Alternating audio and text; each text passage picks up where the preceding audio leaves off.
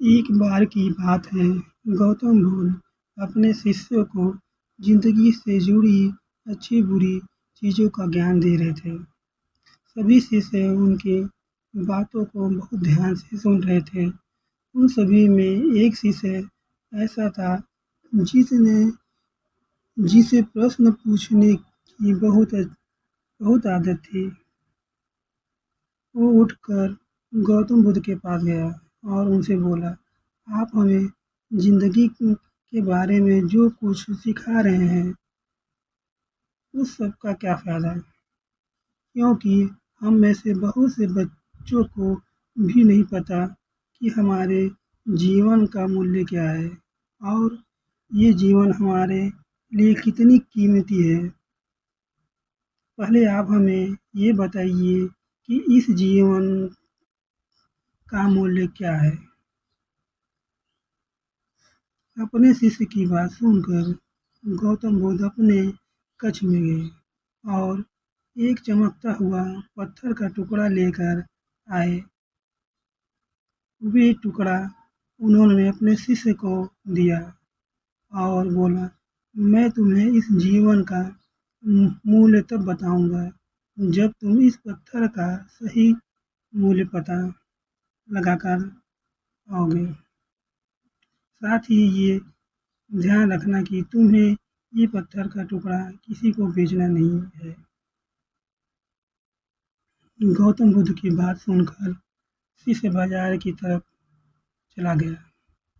بازار میں سب سے پہلے اس کی نظر ایک پھل بیچنے والے پر پڑی۔ اس نے وہ پتھر اس پھل والے کو دکھایا اور بولا، اس پتھر کے بدلے آپ مجھے کتنے پھل دے سکتے ہو؟ پھل والا بولا، یہ پتھر کچھ خاص تو نہیں ہے، لیکن پھر بھی اس کے بدلے میں تمہیں 10 کیلے دے سکتا ہوں۔ وہ شیشے اس پتھر کو لے کر چلا گیا۔ پھر اسے ایک سبزی والا ملا۔ شیشے نے اس سبزی والے سے اس پتھر کی قیمت پوچھی۔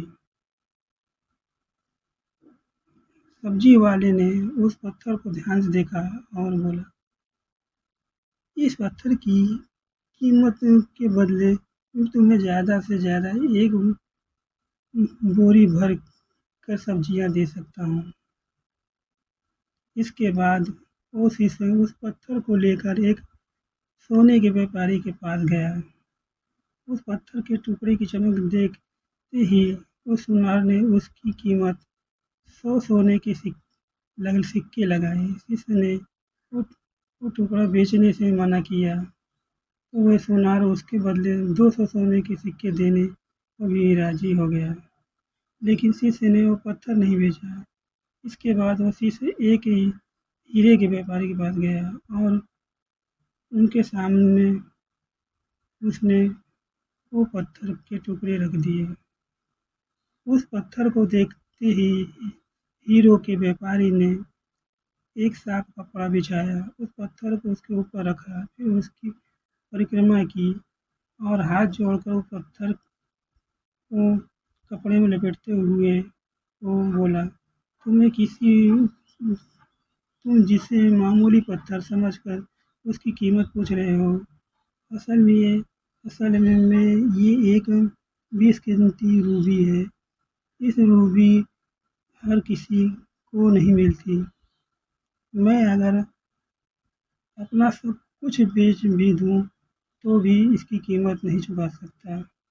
اس بیپاری کی بات سن کر وہ شیشے حیران ہو گیا۔ پھر دوڑا سیدھا بدھ کے پاس آیا اور انہیں ان سے جو کچھ بھی بازار میں ہوا وہ سب بتایا۔ اس کی اچرج بھری باتیں سن کر گوتم بدھ بولے، تمہارے سوال کا جواب اس روبی کی قیمت میں ہی چھپا ہے۔ ہمارا جیون بھی ایک روبی ہے۔ روبی کی طرح یہ بھی بیش قیمتی ہے، لیکن ہم اس پتھر کو ہمیشہ نظر انداز کرتے ہیں اور اپنے جیون کا مولیہ نہیں سمجھتے۔ ہم دوسروں کو دیکھ کر اور ان کے جیسا جیون جینے کی کوشش میں اپنے جیون کی قیمت کو कम कर देते हैं। हम ये सोचते हैं कि हमारी ज़िंदगी की कीमत वही है जो दूसरे हमें बताते हैं, लेकिन ये बात हमेशा ध्यान रखना कि सामने वाला अपनी हैसियत, बुद्धि और अपनी समझ के हिसाब से तुम्हारी कीमत लगाता है।